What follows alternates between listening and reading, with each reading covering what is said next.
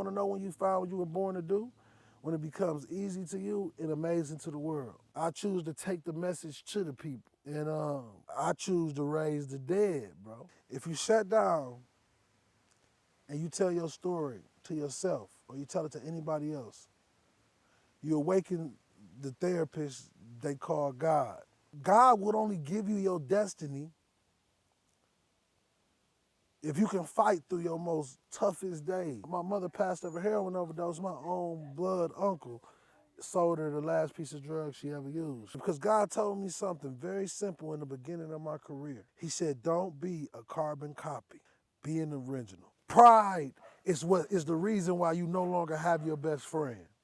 Pride is the reason why you lost that girlfriend or that wife.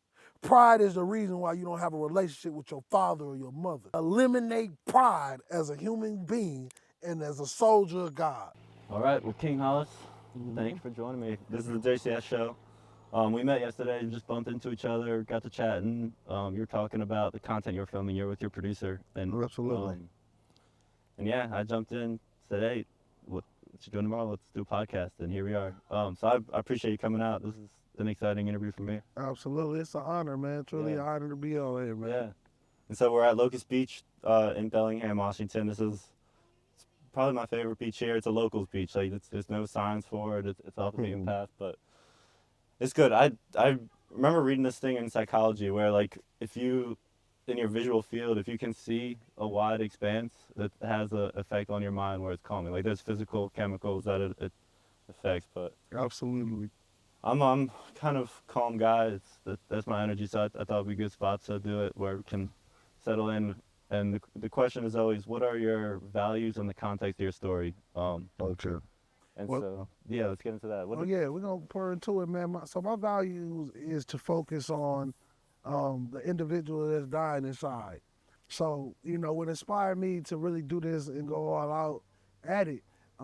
Actually went to a Tony Robbins conference, and when I went to the Tony Robbins conference, at speaker conference they have sometime a gold, silver, and bronze package where you set and you position. So, I had a bronze ticket. It was my first speaking engagement I ever went to. And I snuck down to the silver. Nobody was in the seat, so I snuck there. But one thing I noticed was when Tony Robbins got to the silver, right before the bronze, he turned around. And the only thing I thought was if I did sneak up to the silver, I probably wouldn't even have a chance to see him or get close to him. So what inspired me was, King, was who focused on the people at the bottom? Who treated the people at the bottom as if they were millionaires? Who cared and nurtured them? And my whole life, I grew up in situations and around people that was dealt cards that wasn't fair. And it inspired me to be a light and a change that I wanted to see in the world. And I understood that the job that I had to do, I was going to have to do this without getting anything in return. This is solely for God. The job is gigantic, but at the end of the day, it's all for God. So, my core value comes from the people at the bottom, people that grew up like myself, the people that may not even believe in motivation. But when I'm done speaking to you, you believe in motivation. You believe in dreams. You believe that things are possible. Right. And, the Bible said, make it plain. And I do a great job of just delivering plain messages that is astounding. And people absolutely can understand where I'm coming from. And that's the difference between this generation and a lot of other generations. This generation, if you can't capture their attention in the first 2-3 minutes, you lost them. They're on the cell phone, Instagram, TikTok, or YouTube for the remainder of the lecture. So, yeah, man, to break it down in a nutshell, my core values is all about awakening the people that's dying inside on this earth right now. Yeah. And I want to dive into that a little bit. Like you said, this is your purpose, like, and you're working for God. But how do you know that? Like, what was it like when the first time you did your first motivational speech? Like, did you feel like this is what I'm here to do. Like this is what I can do to help the most people in the biggest possible way. Like Well, where'd you get that sense, that confidence, that sense of duty? well, my story in speaking, it was definitely God's creation and career.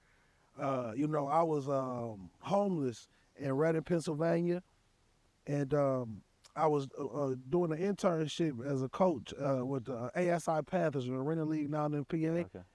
And one day a teacher saw me talking to a group of players, but at this time, I'm still homeless.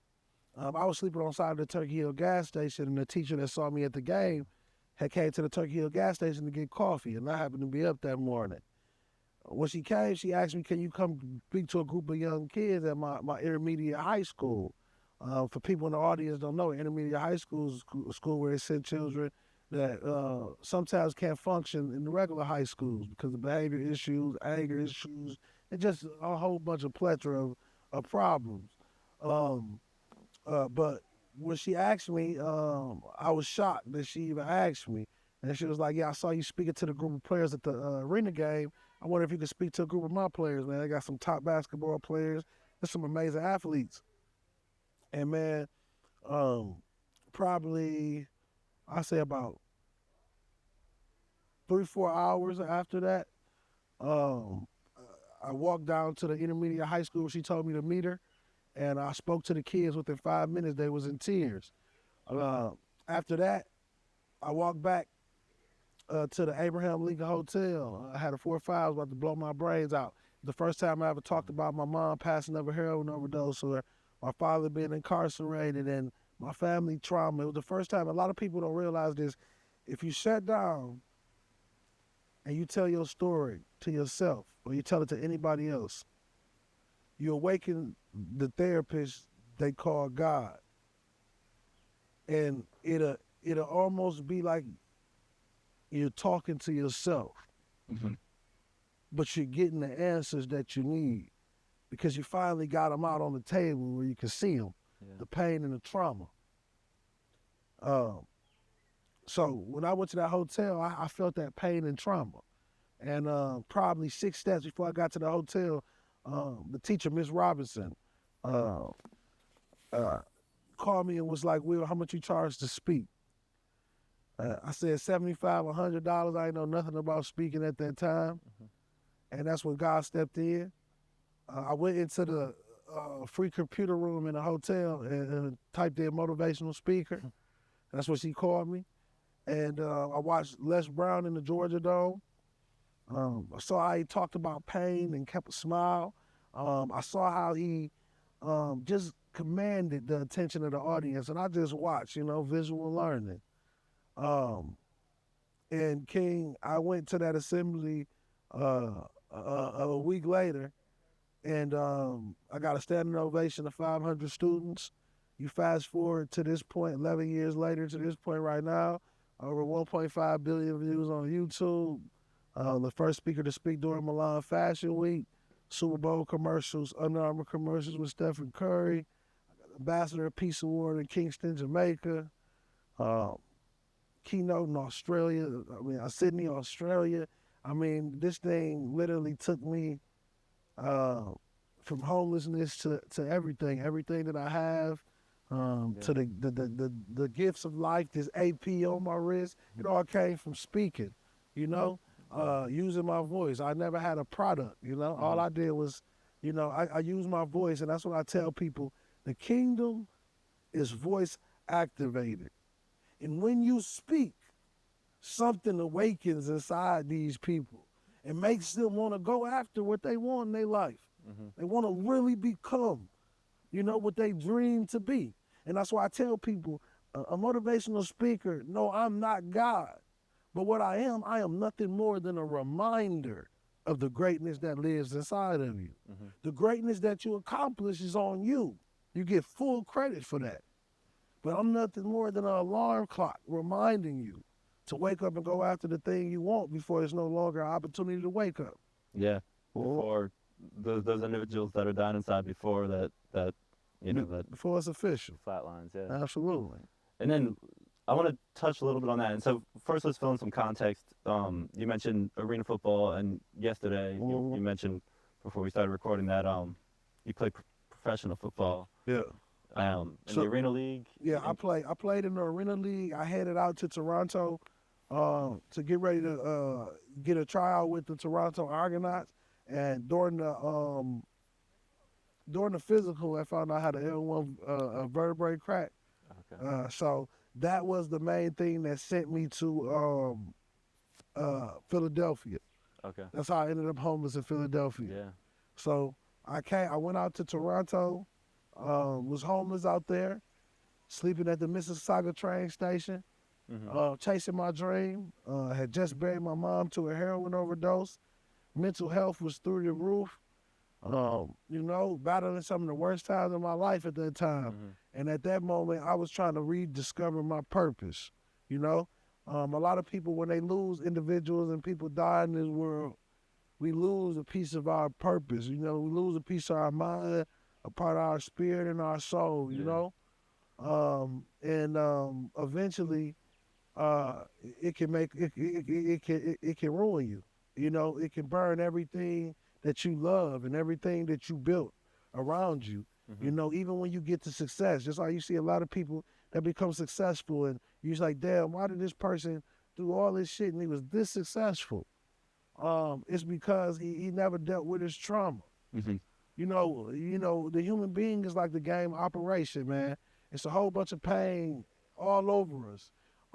We walk around normal from the outside, but the pain is in the inside. Hmm. And until you learn how to break down those pains, one step at a time, it's gonna be painful for a very long time. Hmm. It's gonna be a pain that continues and continues to stay on you to the point where you're ready to take away the misery.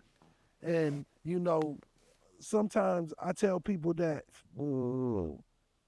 internal pain, emotional pain is sometimes way worse than physical pain, because physical pain you have a key point to attack and heal. Right. Emotional pain is something that hides deep inside of you, and it's like It's like operation. You got to do operation. You got to do the work to get that shit Hmm. out of you. And a lot of people are not willing to do that work, because what happens in life is people will go their whole life going in the wrong direction, man. They spend their whole life going in the wrong direction.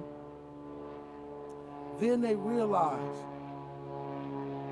to get to their final destination, they got to turn around and go all the way back where they came from. I've realized that. And when you get to that point, yeah, yeah, So, yeah. yeah. It's so like in that moment when you're homeless in Philadelphia, you say you're sleeping at the Turkey Hill gas station. Mhm. My grandparents are from Philly. They always had the Turkey Hill ice cream. Oh yeah, oh when we yeah, went and visited oh them. yeah. But yeah. So you're staying there. Your mom had just passed from overdose, and you lost your football career. You've got a neck injury. You can't keep going with that. And had football to that point been like your purpose in life? Had that been like what you put all Yeah, your energy yeah, into? yeah. That's the only thing that that was the first thing. As a kid, you find that first thing that they say you're good at, Yeah. and it becomes a part of your DNA. Hmm. And that's why people stick with it, Right. because you found something that you were born to do, and you found something. It's something I tell everybody. That you want to know when you found what you were born to do? When it becomes easy to you and amazing to the world. I found that thing that became easy to me and amazing to the world, and I stuck with it. And it became a part of my DNA, became part of my family, Yeah. you know? And when I lost my mother, that was a big motivation for me to do that. That's the only reason I did it, Well, what specifically was it? Like when you were doing football, was it to make money and provide for your mother? Was It that? was ultimately to save my mother's life. My mother Yeah. was a heroin addict, molested by her father as a child, dealt with a lot of emotional trauma, like a lot of women out here. And that don't matter race, color, or creed. It's just a lot of women out here that get taken advantage of and never get the treatment and the help, and they're very unprotected, you know? So my mother was one of those women that dealt with it, tried to, tried her best to be the best mother she could. I couldn't tell for years. I was with her more years than I wasn't. Even the times when I left and stayed with my grandmother sometimes, and when she, relapse and get back on heroin or whatever it is. But my mother was an amazing woman, man. She inspired me to go after and go get shit that nobody ever thought was possible for people coming from where I'm from. Yeah. I always had a big imagination. I always knew that I was special. I always knew, that I had a special gift. When I was a little kid, it's these papers called the IEP papers, special education. And I brought the paper in the house and I was crying and I was like, Mom, he called me stupid. And I remember my mom said, you're not dumb. God just gave you a special gift, but you won't understand until you become a man. So now when I'm traveling, I'm going to all these different countries, I finally understand what she meant. There's certain people in this world, they may be intellectually book smart and all of those things, but they don't understand the navigation of life. The most simplest things, some of the most intelligent people in the world can't survive the mental game and strife and fight of life.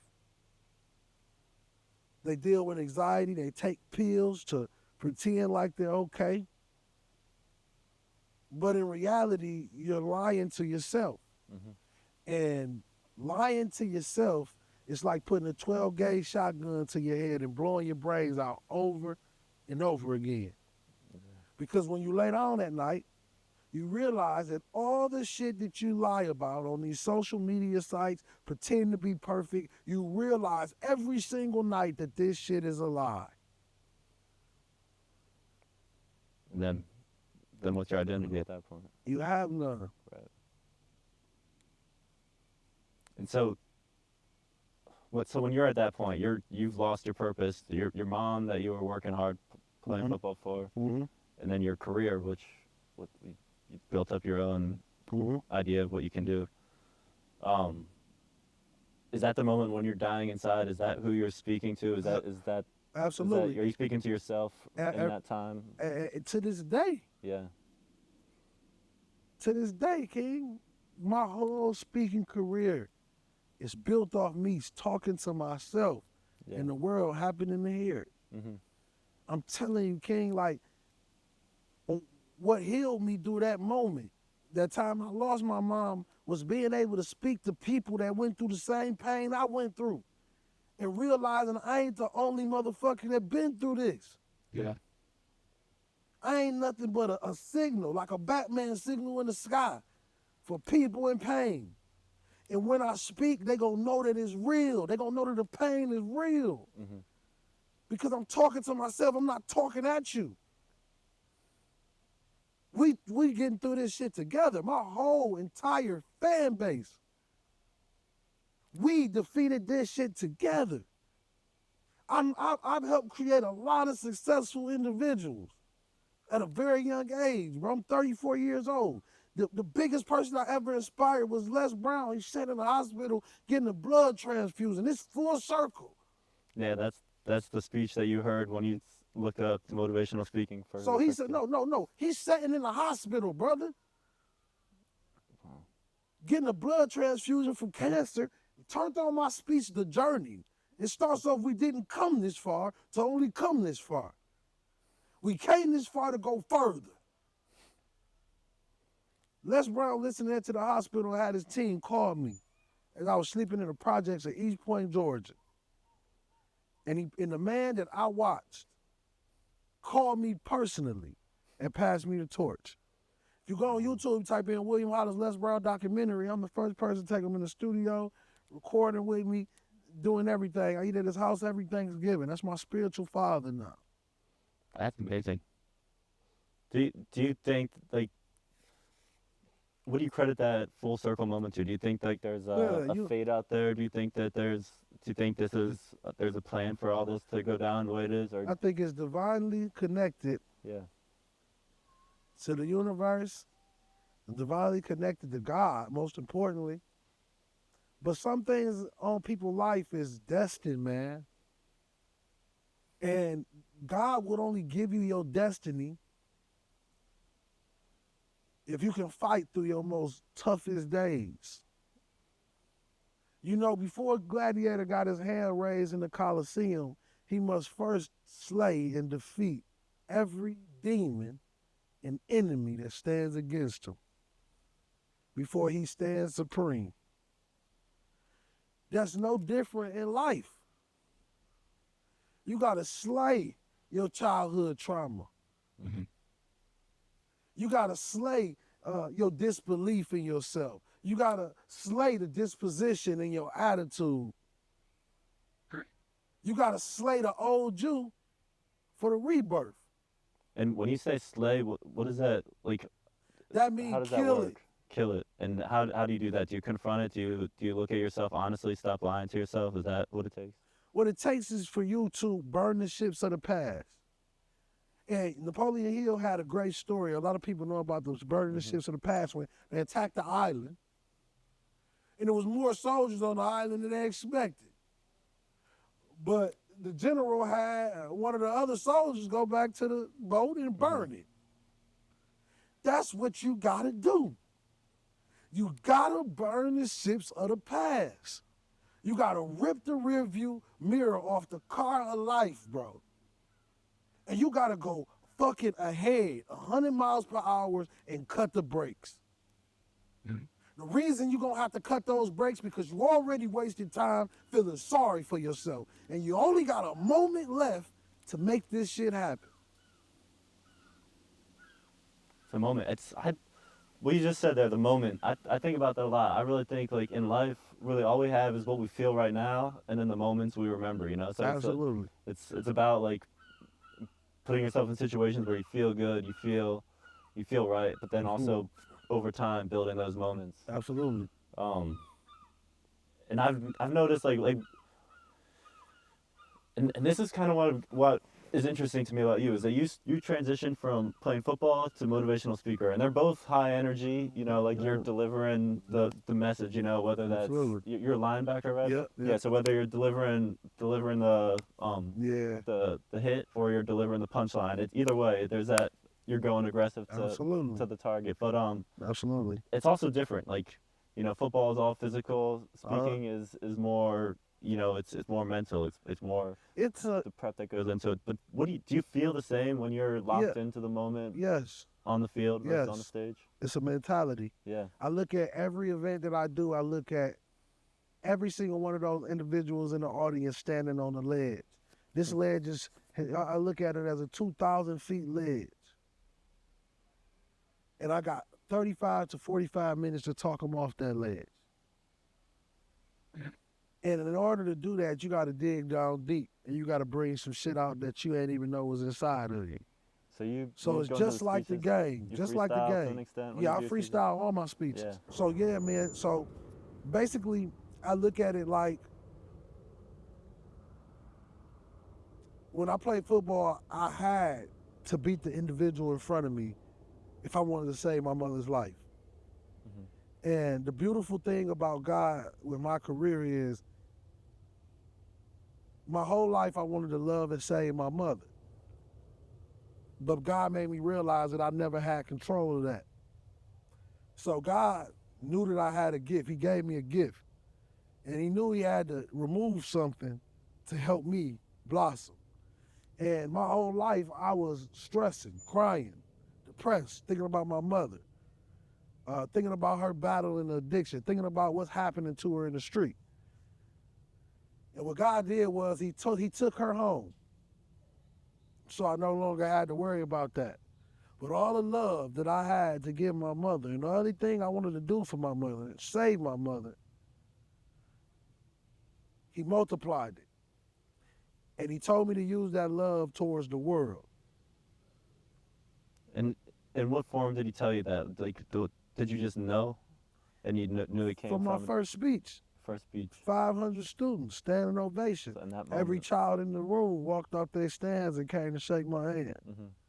Some things you just know, man. Some things you just called and you ain't really fucking planning. I ain't planning to be a speaker, bro. That wasn't my plan. I grew up on a block where all my family was drug dealers, bro. I could have been one of the biggest drug dealers on my region Mhm. because I had charisma. Yeah. I'm a leader. Was that your plan? Yeah. Yeah. Yeah. And then you try to do football, something No. and That then was after football. after football, you're like, okay, No, I before got to go back football, to the I'm streets. legit. Yeah. And then you're like, all right, my purpose is gone. But I I got to did, turn and to. it was always a part of my life, man. Like my first trip with my pops, man. We took a trip from from Los Angeles to Las Vegas with heroin. That's the first time I ever learned about boxer briefs. Put the heroin in the boxer brief. We driving down them, flying bowls of pounds of marijuana from Las Vegas to Michigan. So your dad was, and were you I was transporting a with him? kid, man. Yeah. I was 16, 17 years old, still playing football. I was going on a weekend trip with him after the football game, and well, I'm going back to college. Yeah, that's So I was crazy. born in that, man. Yeah. But I don't feel like a lot of people feel when they feel sorry, though. Because where I'm from and the reality of the world is, bro, 85%, 65, 75, I don't know. It's a high percentage of individuals that all grow up and a lot of their dreams is to sell dope Hmm. because they watch their uncles and their cousins and their brothers do it. So when they go down, their job is to pick up the slack. And it's a recurring cycle that, I had to make a decision to break. My mother always asked me, she said, never sell dope. Promise you to never sell dope. Um, and what did it for me is when my mother passed of a heroin overdose, my own blood uncle sold her the last piece of drug she ever used. Fentanyl was her overdose. So with me, King, I truly was called to do what I do. I never write messages. I was a special ed student, couldn't read till I was 16. And now I'm one of the biggest search speakers in the world. You know? Yeah. What So what does that make you feel? Like, do you feel accomplished, or do you just feel like this is what it was meant to be the whole time? Like, this is what it is? I feel nothing from I'm excited, I'm number one, but I feel like my time is limited and I want to save as many people as I can while I can. Hmm. So I don't have the luxury to play games in life. I'm a minister, but I don't choose a pulpit for my message. I choose the streets. I choose the world. I choose the people. I Hmm. choose to preach amongst the people.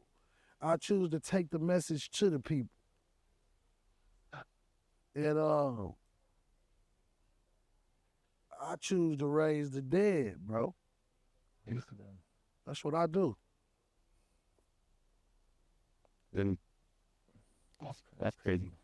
So it's really like, did you feel like you've died, like and come back to life yourself? Yes, Yeah. absolutely. Yeah.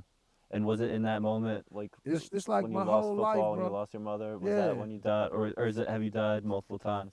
No, my life has always been strange. Let me tell you, man.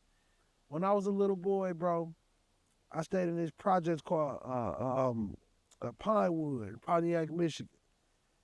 And every summer, since I was able to walk, I would get up early in the morning, man, and it'd be like it was a simulation, bro. And I'm a little kid, bro. I used to go outside and look for quarters on the ground so I can get a snack for that day, or ice cream or something. Yeah. And it's like God used to speak to me as a child, bro. He used to tell me this, your dreams don't live down there. And my first speech I ever made was called Young King. And that speech was that little kid talking to the world. It became a smash hit. And I really realized that my life was divinely created, bro. I was made for these times that we live in right now. to motivate these kids, because this is a generation where people don't believe they can even be motivated. Why do you think that is? Is it technology? What about this generation? Do you see? Trauma. More trauma than you ever seen in your life. Neglect of love. Parents that wasn't loved properly. Kids raising kids. A whole bunch of broken individual trauma building. Relationships with one individual that had trauma and another the individual that has trauma, and now we trouble, but we trauma bonding. That's what they call it. And a lot of people don't want to help self. They're selfish. They want love, but it's almost like a temporary fix of drugs. Yeah, it's gonna feel good and get you high at the moment, but as soon as the high is gone, you feel the same. Even if the individual that's there made you feel good. It's false feelings. Sex isn't an addiction to some. Drugs is addiction to some. How people choose to cover up them pains, it's all types of ways that looks. But one thing a lot of people don't do, and Michael Jackson had this saying, he said, I'm staring at the man in the mirror. And most people can't look at themselves for more than 3 minutes in the mirror. I don't like what they see. Yeah. I'm a writer. One of my lines in a song is, "I hate to brace to face my face to see what the mirror shows." Absolutely. Yeah, it's hard. It's Yeah, since you know if you're doing you're on your path or if you're off your path. Yeah, man. Life is very simple, man. People like to make it complex, but it's very simple. If you believe in the Creator, you believe in your God. Every single one of our gods was sacrificed themselves for the betterment of the people. One story that all the gods have in common most. So as a man, and if we have the likeness of God, we're born in the image and likeness of God. Why not try to be like him? And what I realized is, no man can truly say he lived unless he sacrificed.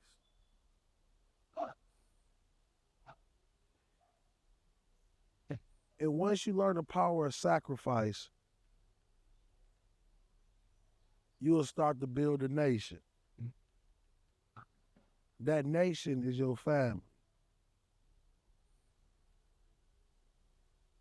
So it's sacrifice. Sacrifice That's for others. the sacrifice for others, sacrifice for yourself. Sacrifice is the key to happiness, brother. Delayed gratification. Yes. You gotta sacrifice to be successful. You gotta sacrifice this shit, man. Everything. The parties, the clubs, the wasting time,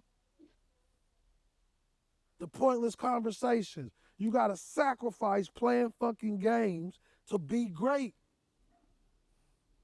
That's how it goes. I'm from Pontiac, Michigan. I'm sitting here at a beach in Bellingham, Washington. I was just telling you a story about the projects in Pontiac, Michigan. It's because I sacrificed, King. Kids where I'm from will never see anything like this. Some of them will never make it out of the city. So I got a responsibility, a duty to make sure that I stay the course. Even at this young age. I'm young, I make mistakes. But one thing, I never compromise. And that's the calling of my life. I work. I pour life into people. And I sacrifice myself for the betterment of the world. I've inspired over 1.5 billion people across the internet. Is that the number of impressions and stuff?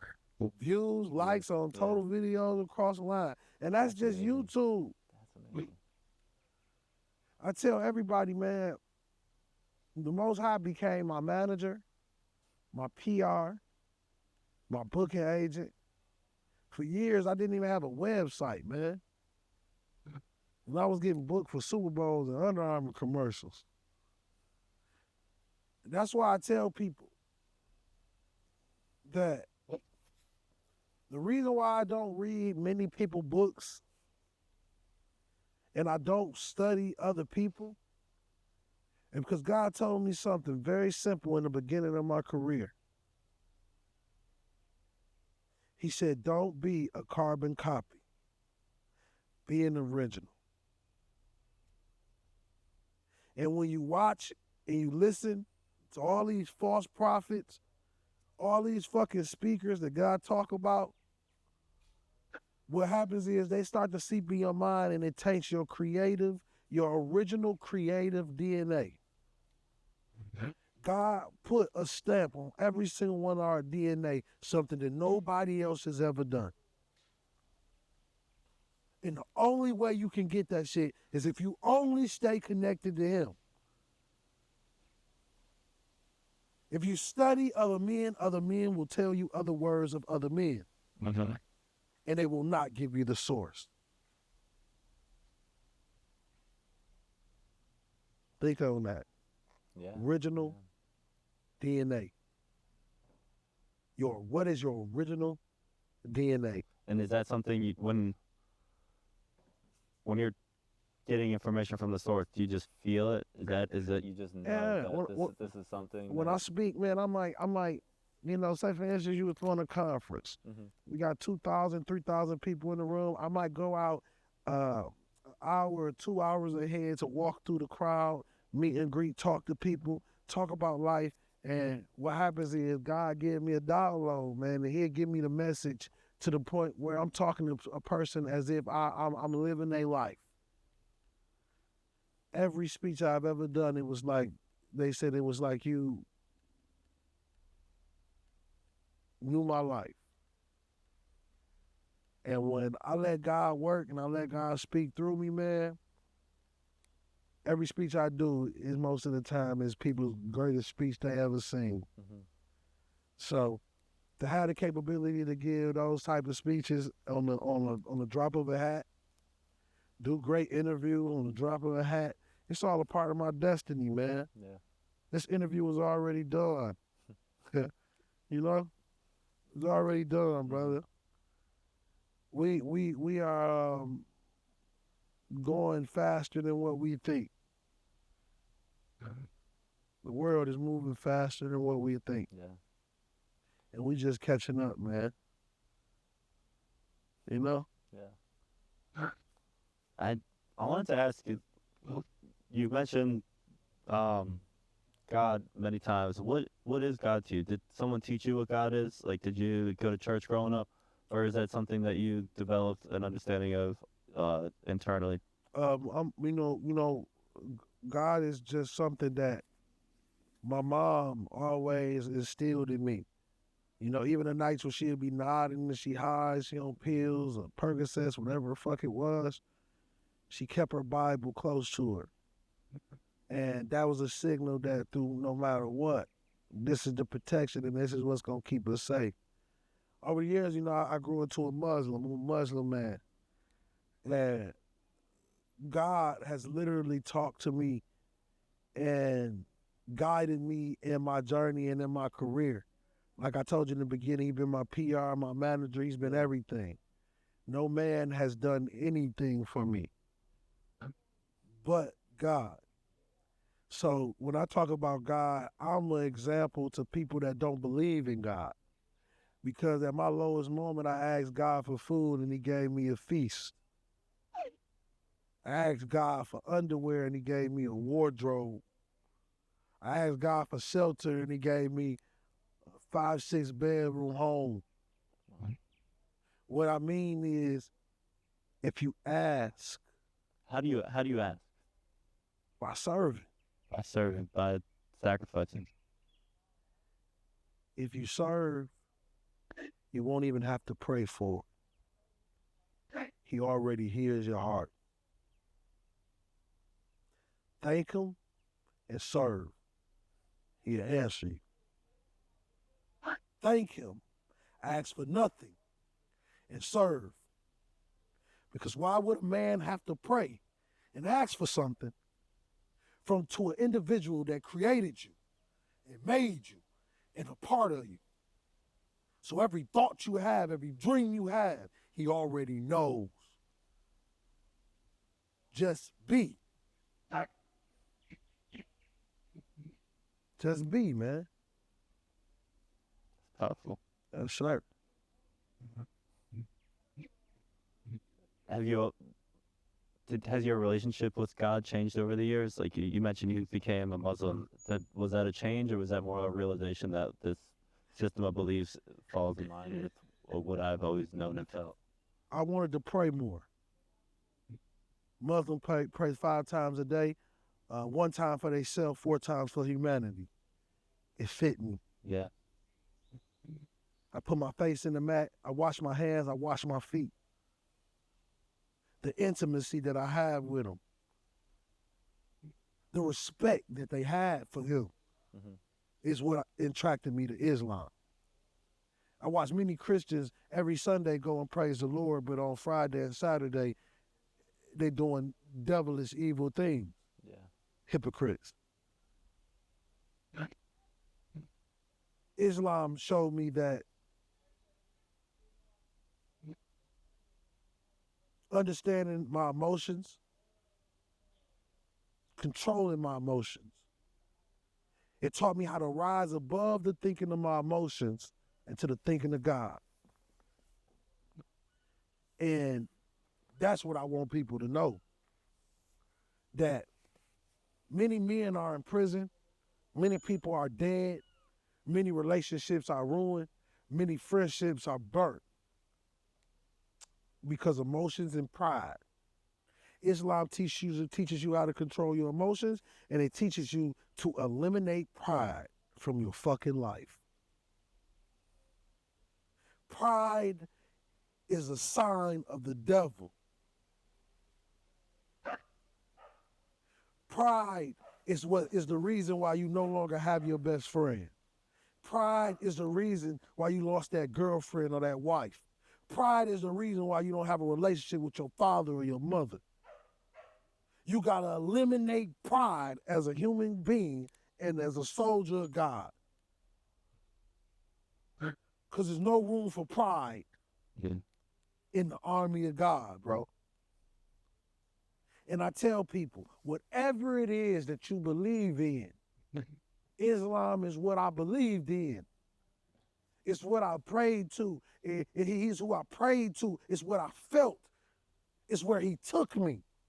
It's where he's taking me. So what I tell people is, with my God, I can show you my Carfax.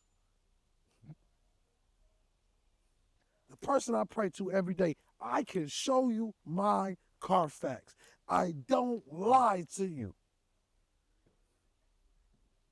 He's doing it all. I'm an independent entity. My catalog is worth $1.8 million right now as a motivational speaker. It's amazing. This how powerful God is. He made the words I speak in my catalog more wealthy than me. So ultimately, My words' net worth was worth more than me. What I said and what I did was worth more than me. So once you understand that, rest history, man. Yeah. I control the climate of the universe, bro. I control temperatures. I control the rules, bro. I can tell a liar from a mile away. I can read individuals in 3 minutes. I can tell when you hurting even when you smiling because the eyes is the portal to the soul. So when I get in that room and I'm speaking to those individuals, I look through their eyes, man, and I speak to the portal of the soul. And if you speak to the portal of the soul, King, they coming with you. Is that something you've always had in you? The ability to see someone in the eyes, see what it is? Ever since a kid, bro. You know, I would as a kid, sometimes when I go to McDonald's, you know, they had where a cheeseburger was really a cheeseburger for $1 and it was healthy, real beef. I used to see it was these 2 old ladies always coming to McDonald's, and one day they didn't have enough change, and they were sitting at the counter, and a couple people were standing behind them. They was laughing at them, and I started to cry. I probably was like 11, 12 years old. And I said, I wish I could help them. And I told myself when I got older, I'm going to dedicate my life to helping people. People that wasn't strong enough to fight for themselves. And that's what I represent, the people. No matter how big or how famous I get, my goal is always to be neighborhood, never Hollywood. My goal is to die with the people. For the people. It's in the beginning. When you were talking about not Grant Cardone, Tony Robbins, the event that you went to. Yeah. You're talking. You were in the bronze. You went up to the silver, and then you started mentioning the bottom. Like, and is that like the people below the bronze, the people that can't afford that Tony Robbins, the people that don't even know to look at people like Tony Robbins? Is that who you're going? Is that who you're speaking to? Is that who you're Yeah, I started off speaking to them, and now the rich and the famous listen. Yeah. You see, when you connected to God, man, you're on a whole different playing field, bro. He'll have you standing taller than giants when you walk in the room. The richest man in the room will never feel richer than the man that has God. Because the richest man in the world is not the man with millions of dollars in his bank account. The richest man in the world is the man that builds a family and most importantly works for God.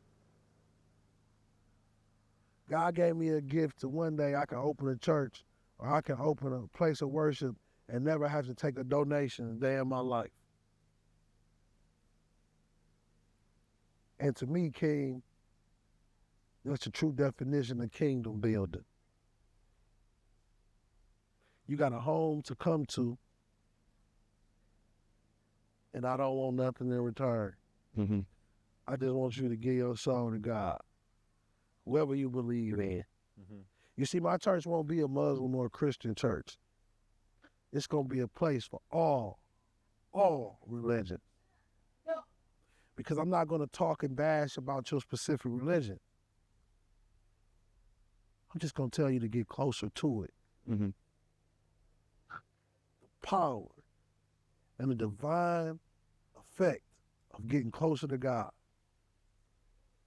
whoever that may be to you. But a reminder of the greatness that lives inside of you. Yeah. That's it. That's it, man. Cool stuff, man. I'm just sitting here. I'm trying to ask questions, but also just making me think. I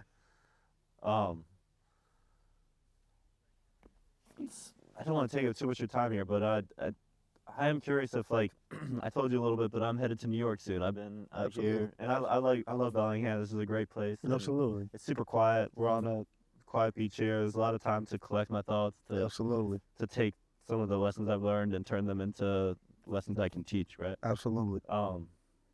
But New York is a different thing. It's higher pace, a lot more going on. It's harder to step out and Yeah. understand what you're getting as you go. But Yeah. I don't know. I'm new in my career. I'm doing this podcast. I'm a trainer. I'm trying to figure it out, and I'm trying to follow the threads that make the most sense to me. But So tell me you're this. speaking to me. Tell me this. I already know what you wanted to say. How old are you? 27. One thing I want you to cancel is anxiety about where you are in life. 20s for learning, 30s for earning. You spend all your 20s making your mistakes and all your 30s dominating. You know all the bullshit that's coming and you know how to move and navigate the planes. At 30, it comes that fast. It could come faster to you. But another thing, as far as your life mission and where you go, everywhere that God sends you, you go. Because life is like an appointment. God is our doctor. And everywhere he sends us is where our doctor is where our doctor office is. Is where our appointment is located. You know, most people will stay sick if they miss their appointment. Mm-hmm. And that's why a lot of people are sick in this world. And sick, I mean, dreams are not coming true. Right. They're affected. And what happens is, King, the reason why they're not successful, the reason they're not making it is because they're not making it to their appointment. New York is an appointment, man. Mm-hmm. You know, you have appointment for your organs, you got an appointment for your a dentist appointment, you got what's the doctor that x-ray the bones? You got all type of different doctors, man. In every single moment in your life that you move around, it's a different divine appointment. You gotta go so you can heal. Right. And by healing, I mean succeeding. You succeed, man, if you make it to your appointment. Every single place you go has a divine purpose on your life. You came to Bellingham, you in Bellingham. What's the odds of us running into each other? Being here right now, doing this interview right now, King. You were at your appointment. Mm-hmm. That's what I mean by appointment, man. Yeah. You don't even know what the doctor gonna do before you go to get your appointment. But you trust the doctor has the cure. That's why you go. Show up. That's all you gotta do. Mm-hmm. Just go. Just go. Everywhere he send you. Yeah. Go. I love that. It hits home for me for real, and it brings back together what we're talking about with the moments. Well, You know, and you mentioned just there that each appointment is a moment. What you've got is what you feel and the moments you remember. So it's about when you show up for the appointment, you're there for the moment, you're present. You remember that moment. You can take that with you, and that's what you got at the end absolutely. And I want to tell you, man, you got a divine calling on your life, brother. And to me, I see that you may be running from something that is your divine calling. It's something that you do very easy, and it's amazing to the world. But it's not something that you love. But I'm going to tell you this, King. If you do what's easy to you, eventually you will love it. And the moment you're going to love it is the day you're sitting in your house with your babies, your son, your daughter, your wife, and you're going to realize that it never was about what I wanted. It was always about what he wanted. Me. Sometimes it's not going to be a fucking Benz or a Ferrari or jets. It's going to be a wife. It's going to be a son in the living room with a crayon coloring on your fucking wall. And you able to give him love that you never got. Mm-hmm. That's the object of life, King. Do the shit that you were born to do, dog. And the rest will take care of itself. This interview is one of the greatest interviews I've ever been a part of. Thank you. Because I'm with an individual that I can feel God is around. And you on the right path, bro. Remember that Rick Ross song? He was like, "Don't panic. Don't people watching." You probably don't know that song. I'm gonna play it for you though. Don't panic, King. Mm-hmm. Everything is already planned out for you. You just gotta walk the dot. So to be fun. Show up, dog. Yeah. New York got something special for you. Remember I told you that. Make sure you do a follow-up blog on that. New York got something special for you, man. That's why you talked about it. Yeah. Yeah. That wasn't planning on asking that, but it came. There's something coming. Yeah. Well, this was really cool. Thank know you it, so baby. much. And how can everyone find you? Where are you at? Man, you guys can follow me at William King Hollis on Instagram. That's why I invite everybody to. Also William Hollis on YouTube. Also check out my other brother's channel with Motivational. We're the biggest motivational record label in the world, and revolutionizing what spoken word and speeches is. A little bit, one more thing. My speeches is a mix of motivation and spoken word mixed in one. So if people don't know, spoken word is now Grammy nominated, worthy. So, you know, with that being said, man, this next album that I'm dropping July 29th, this one's gonna save a lot of people, and I hope a lot of people check it out. But yeah, man, William King Hollis, where you find everything to stay updated, and I look forward to you guys locking in, DMing me. I say this on all my podcasts as well. Anybody that want to DM and message me from the podcast, make sure you message me. I write everybody back, no matter who you are. So lock in. Awesome. And all those links will be in the description everywhere this is posted, including that album that will drop on the 29th in a couple weeks. Absolutely. But yeah, thank you. This was really cool, man.